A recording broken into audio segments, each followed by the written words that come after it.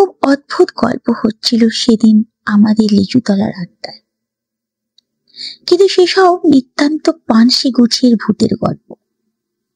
পাড়াগাঁয়ের বাঁশবাগানের আম বাগানের গৃহভূত, সাদা কাপড় পরে রাত্রি দাঁড়িয়ে থাকে, ওসব অনেক শোনা আছে।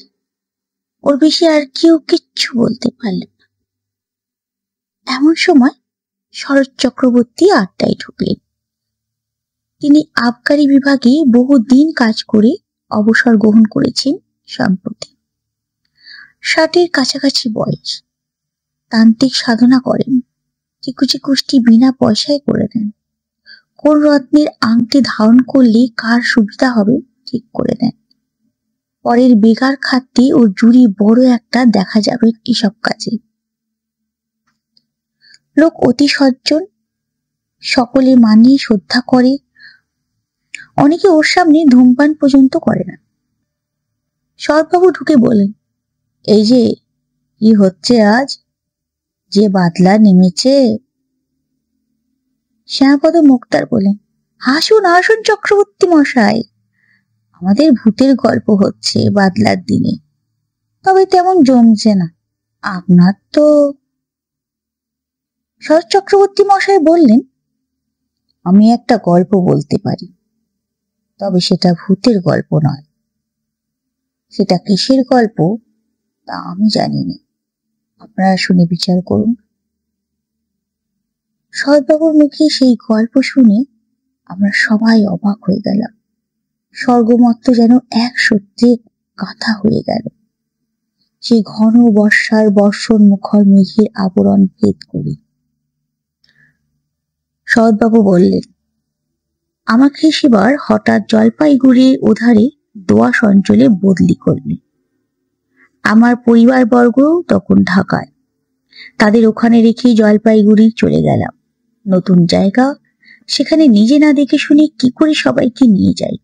বিশেষ করে ছেলে মেয়েরা তখন ঢাকা স্কুলে পড়াশোনা করছে। যেখানে গেলাম সেখানটা জলপাইগুড়ি থেকে অনেক দূর, ছোট্ট লাইনে যেতে হয়। পথে চা বাগান পড়ে, বনময় অঞ্চল, কিন্তু দূরে সবুজ বনরেখার পটভূমিকায় হিমালয়ে উতুঙ্গ শিখর মালা চোখে পড়ে। বড় নির্জন স্থান। আমি যে জায়গায় গেলাম তার নাম হলদিয়া। ছোট্ট জায়গা।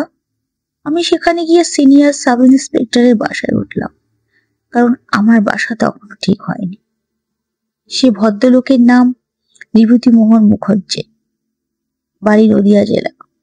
বেশ ফর্সার, লম্বা দোয়ারা চেহারা।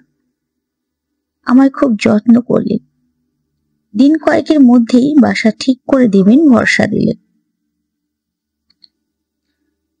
তৃতীয় দিন সকালে আমায় বললেন, আপনাকে একটা কথা বলি।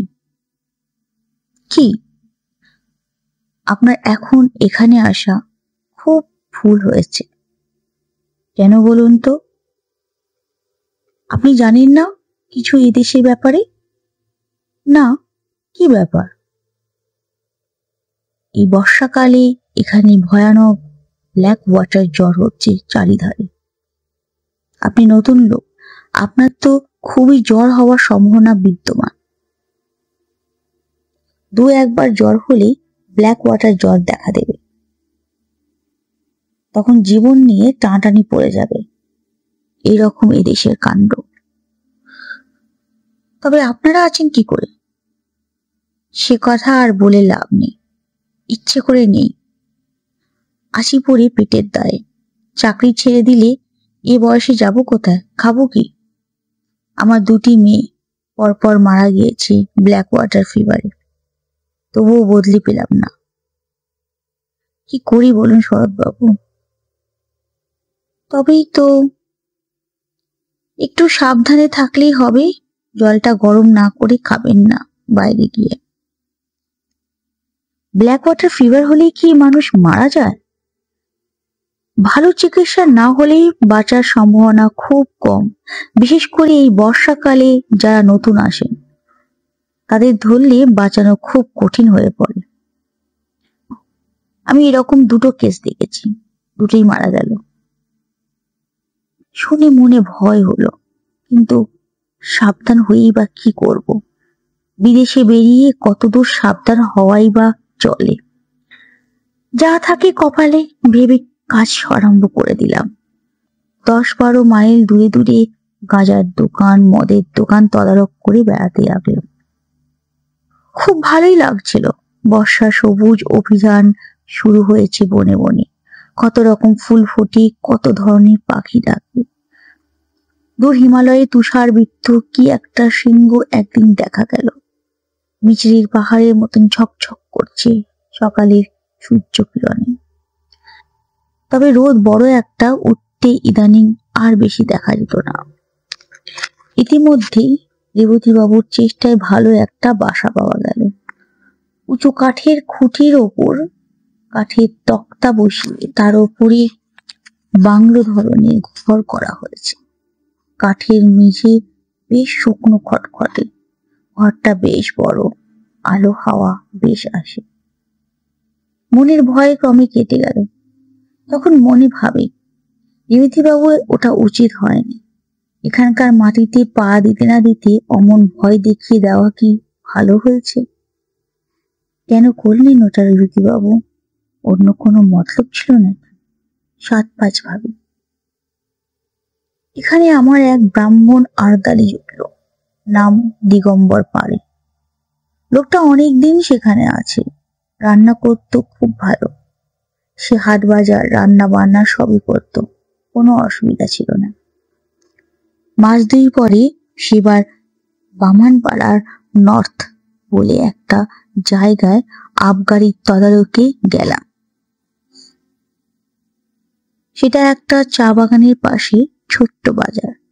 চা বাগানটার ট্রাকগুলোর গায়ে লেখা আছে বামানপাড়া নর্থ এস্টেট।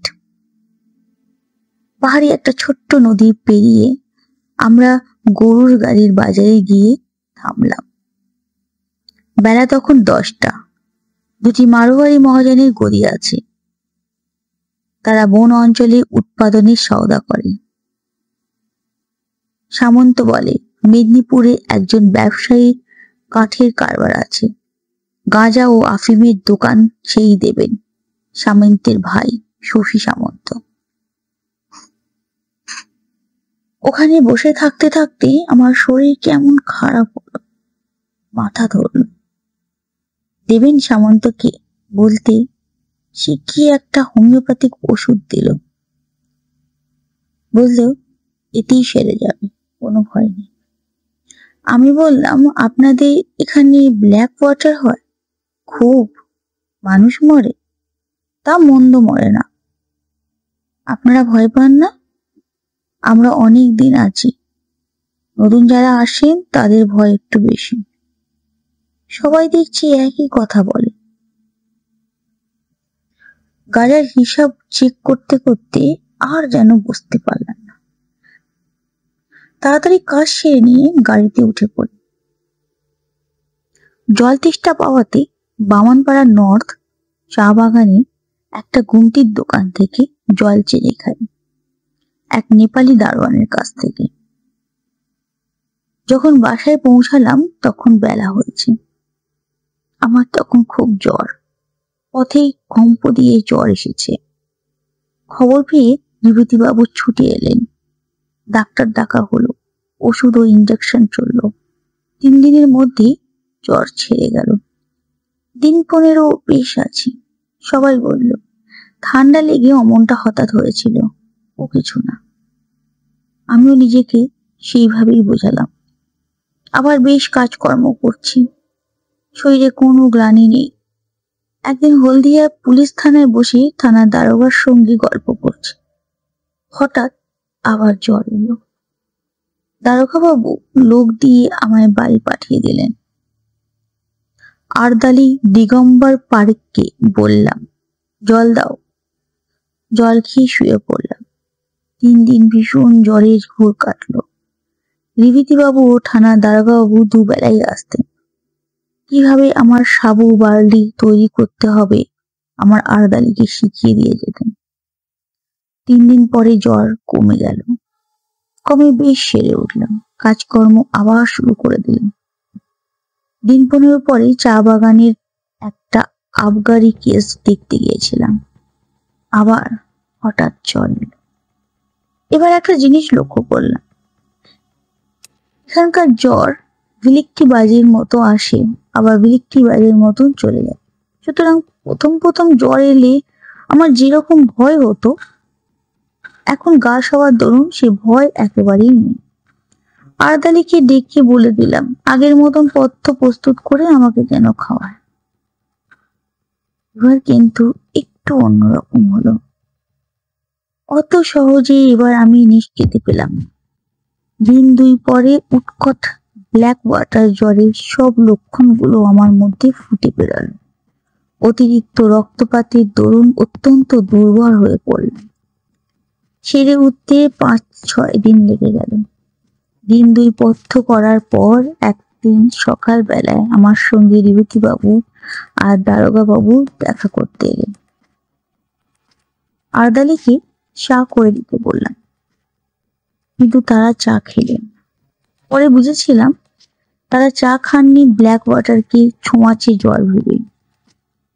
দারোগাবাবু বললেন, শরৎবাবু একটা কথা বলি। বলুন। আপনি এখান থেকে চলে যান। কেন বলুন তো? ডাক্তারবাবুর তাই মত। আমাকে তো কিছু বলেননি। দারোগাবাবু ইতস্তত করে বললেন, না, আপনাকে বলেনি। আমাদের বলেছেন আপনাকে বলবার জন্য, তাই বলা উচিত ভাবলাম। উনি বলেছেন আপনার অসুখ খুব খারাপ। মানে? আমি তো সেরে গিয়েছি। ও সারা বড় কঠিন শরৎবাবু। বেশ, তাহলে স্টেশন পর্যন্ত আমি যাব কি করে? রক্ষিয়াত ঘাট পার হওয়ার তো কোনো উপায় দেখিনি। কিছু ভাববেন না, স্ট্রেচার জোগাড় করছি চা বাগান থেকে। কুলি পাঠাবো। পুলিশের একজন লোক সাথে থাকবে। আপনাকে ট্রেনে উঠিয়ে না দিয়ে তারা ফিরবে না। বেশ। আমি তখন জানতাম না যে সেদিনই আমার জীবনের শেষ দিন হতো। যদি, কিন্তু সে কথা কমে বলছি। আমি সম্মতি দিলে দারোগাবাবু চলে গেলেন। তখন বেলা 9টা হবে। গরম জল করে নিয়ে আসতে বললাম আরদালিকে, গা হাত মুছবো বলে। তারপর এক বাটি বার্লি খেলাম। আরো একটু বেলা হতে 2টি ভাতও খেলাম। বেলা 12টার পর লোকজন এলো স্টেশন নিয়ে। এই পর্যন্ত বলি শরৎ চক্রবর্তী বললেন, একটু চা খাবার ইচ্ছে হচ্ছে। আমরা বললাম, গল্পটা শেষ করুন। চা খেয়ে নিয়ে বলবো। এবার গল্পের আসল অংশটাতে এসে গিয়েছে কিনা একটু গলা ভিজিয়ে নিয়ে বলি। নিতাইবাবু উকিল বললেন, এ কি কথা? আপনি বললেন ব্ল্যাক ওয়াটার জ্বর হলো, সেরে গিয়ে আপনি পথ্য করলেন, অথচ ডাক্তারবাবু কেন আপনার অসুখ খারাপ বললেন? অসুখ তো সেরে গিয়েছিল। সেরে গিয়েছিল কিরকম? এক্ষুনি সেটা শুনলে বুঝতে পারবে। আসলে সারেনি। তবে পথ্য দিয়েছিল কেন ডাক্তার? এ কথার জবাব আমি দিতে পারবো না। কাউকে জিজ্ঞেসও করিনি। তবে যেমন ঘটেছিল সেই রকম বলে যাচ্ছে। এটা একটা অদ্ভুত কথা বলছেন আপনি। কিরকম সে দেশের ডাক্তার বুঝলাম না মশাই। এই কথাটা আমিও কখনো ভেবে দেখিনি। আচ্ছা, এবার বলি গল্প। শরৎ চক্রবর্তী পুনরায় গল্প আরম্ভ করে। বেলা 12টার পর স্ট্রেচার নিয়ে এলো চা বাগানের লোকজন। সেখানে দাঁড়িয়েছিলেন বিভূতিবাবু ও দারোগা বাবু। আমি আর আরদালি জিনিসপত্র গোছাচ্ছি। এমন সময় আবার এলো জ্বর, ভীষণ কম্প জ্বর। আর আমি বসতে পারলাম না। ঘরের মধ্যে গিয়ে তাড়াতাড়ি বাঁধা বিছানা আরদালিকে দিয়ে খুলিয়ে দিয়ে শুয়ে পড়লাম। এবার আমি আর কিছুই জানি না। আমার সমস্ত চৈতন্য লুপ্ত হয়ে গেল এক ঘন অন্ধকারী আবরণের অন্তরালে। যখন আবার আমার জ্ঞান হলো, তখন দুটো জিনিস আমার চোখে পড়লো। প্রথমে অন্ধকারের মধ্যে একটা কি গাছের ডাল পাশের জানলার বাইরে হাওয়ায় দুলছে। দ্বিতীয় জিনিস হলো, আমার বাস্ক ও পুঁটলি আমার পায়ের দিকে দেওয়ালের কাছে রয়েছে এবং আমার ছাতিটা দেওয়ালের কোণে হেলানো রয়েছে। আমি কি রেলওয়ে ট্রেনে উঠেছি? কিন্তু এত অন্ধকার কেন রেলের কামরা? অন্য লোকই বা নেই কেন এই কামরায়? তারপর আস্তে আস্তে আমার মনের আকাশ মেঘ মুক্ত হয়ে আসতে লাগলো। আমার মনে পড়লো যে আমি স্টেশনে আদৌ উঠিনি, জ্বর আসাতে ঘরে এসে শুয়ে পড়েছিলাম। কিন্তু ঘরে যদি হয়, হারতালি দিগম্বর কই? ঘরে আলো জ্বালেনি, আমি কোথায়? তৃষ্ণা এসেছিল, ডাকতে গেলাম তাকে, গলার স্বর আটকে গেল। দুবার ডাকতে গেলাম, দুবারই তাই হলো। আমার মনে হলো বাইরে চাঁদ উঠেছে, জানলা দিয়ে ঘরের মধ্যে চাঁদের সামান্য আলো এসে পড়ছে। কিছুক্ষণ সামনের দিকে চেয়ে রইলাম। ঘরের মধ্যে বা বাইরে কোথাও কোনো শব্দ নেই। হঠাৎ আমার দৃষ্টি নিবদ্ধ হলো বাইরের দিকে। কে ওখানে বাইরে? এই দেখুন, এতদিন পরে মনে পড়েও আমার গা শিউরে উঠল। দেখলাম কি জানেন, একটি কালো মতো মেয়ে অত্যন্ত দ্রুত গতিতে আমার ঘরের চারিপাশে ঘুরছে আর একটা কাঠি দিয়ে মাটিতে কি করছে। দুবার আমার সামনের দরজার ফাঁক দিয়ে সে নিচু হয়ে ঘুরে গেল। তিনবার এবার মেয়েটি হঠাৎ মুখ উঁচু করে আমার দিকে চেয়ে হাত নেড়ে বলে, কোনো ভয় নেই, গণ্ডি দিচ্ছি। আজ রাতে কেউ গণ্ডির মধ্যে আসতে পারবে না, ঘুমো। অতি অল্পক্ষণের মধ্যেই মেয়েটিকে চোখের সামনে দেখলাম। তারপর সে ঘুরে গেল ওদিকে। আমার আর জ্ঞান রইল না। ঘুমিয়ে পড়লাম কি? তারপর কতক্ষণ পরে জেগে উঠেছিলাম তা বলতে পারবো না, কিন্তু তখন চোখ খুলেই দেখলাম সেই কালো মেয়েটি আমার শিউরের কাছে বসে। তার বয়স 18-র বেশি হবে বলে আমার মনে হলো না। আর একটা জিনিস লক্ষ্য করলাম, মেয়েটি যেন খুব ঘেমেছে, ওর মুখ ঘামে ভিজে গেছে, যেন সারা শরীর দিয়ে যেন দরদর করে ঘাম ঝরছে। আমি ওর দিকে চেয়ে দেখতেই মেয়েটি চমৎকার শান্ত স্নেহময় সুরে বলে উঠল, জাগলি কেন? ঘুমো, ঘুমো, কোনো ভয় নেই, ঘুমো। শেষবার যখন ও ঘুমো বলেছে, তখন আমি ঘুমিয়ে পড়লাম ওর কথা শুনতে শুনতে। ঘুমিয়ে পড়বার আগে সেই গাছের ডালটার দিকে নজর পড়ল, জানলার বাইরে। তার গায়ে জ্যোৎস্না পড়ছে। এখানে আমার গল্প শেষ হল। সকালে আমি যখন জেগে উঠলাম, তখন আমার মনে হলো স্বাভাবিক সুস্থ অবস্থায় ঘুম থেকে আমি জেগে উঠেছি। আমার শরীরে কোনো গ্লানি নেই, কিন্তু শরীর বড় দুর্বল, বিছানা ছেড়ে উঠতেই পারলাম না। ক্রমে ক্রমে একটু বেলা হলো। তখন দেখি দিগম্বর পাড়ে আরদালি সন্তপনে পা টিপে এসে ঘরের মধ্যে উকি দিচ্ছে। আমি ডাকতেই সে যেন চমকে উঠল, কোনো উত্তর দিল না। আমি বললাম, বিভূতি বাবুকে ডেকে নিয়ে এসো। থতমত খেয়ে সে যেন চলে গেল। কিছুক্ষণ পরে অনেক লোক এলো আমাকে দেখতে, তার মধ্যে বিভূতি বাবুও ছিলেন। বিভূতি বাবু বললেন, কেমন আছেন শরৎ বাবু? ভালো, আবার কিছু খাবো। তখনই বিভূতি বাবু বাইরে গিয়ে কাকে কি বললেন। খানিক পরে এক বাটি বার্লি এলো আমার জন্য। বার্লি খেয়ে শরীরে বল পেলাম। ডাক্তার এসে পরীক্ষা করে বললেন জ্বর ছেড়ে গিয়েছে। এর দিন দুই পরে আমি সম্পূর্ণ নীরব হয়ে উঠলাম, অর্থ করলাম। তখন ক্রমে ক্রমে শুনলাম সেই ভীষণ রাতটি আমাকে মুমূর্ষ মনে করে সবাই আমাকে ছেড়ে চলে গিয়েছিল একা ফেলে। ডাক্তারবাবু বলেছিলেন রাত কাটবে না, এমনকি সকালে আমার সৎকারের জন্য কে কে যাবে, কোথায় কাঠ পাওয়া যাবে, এসব বন্দোবস্ত নাকি ঠিক হয়ে গিয়েছিল।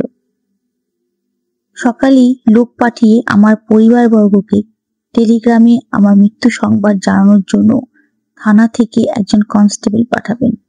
দারোগাবাবু তাও ঠিক করে রেখেছিলেন।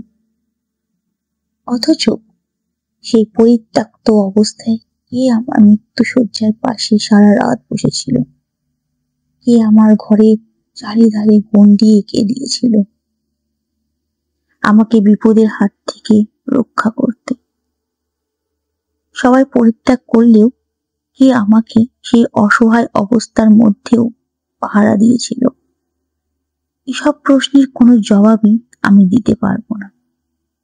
যদি আপনারা বলেন সবটাই জলের ঘোরে স্বপ্ন দেখেছি, তারও কোনো প্রতিবাদ আমি করতে চাই না। স্বপ্ন যদি হয় বড় মধুর, বড় উন্নত ধরনের উদার স্বপ্ন দেখেছিল আমার মুমূর্ষ মন। সেই স্বপ্নের ঘোর আমার সারা জীবন চোখে রইল মাখা, মস্ত বড় একটা আশার বাণী দিয়ে গেল প্রাণে। শরৎ চক্রবর্তী চুপ করলেন। মনে হলো তার চোখে যেন জল চকচক করছে। উকিল নিতাইপদ রাহা বললেন, সেরে উঠে হলদিয়াতে আপনি ছিলেন কতদিন? যতদিন গভর্নমেন্ট আমাকে বদলি না করেছিল, প্রায় 2 বছর। এভাবে একা ছিলেন বাসায়? আমি আর দিগম্বর, আর কেউ না। আর কোনোদিনও কিছু দেখেছিলেন? না। আর অসুখে ভুগেছিলেন? না। ঘন বর্ষার রাত, বাইরে বেশ অন্ধকার, জোনাকি জ্বলছিল উঠানের শিউলি গাছটার ডালের পাতায়। আমরা সবাই অনেকক্ষণ চুপ করে রইলাম। নিতাই উকিলও আর বেশি কথা বলেন। বৃষ্টি এসে পড়বে বলেই শরৎ চক্রবর্তীকে আমরা বাড়ি পাঠিয়ে দিলাম ছাতি দিয়ে।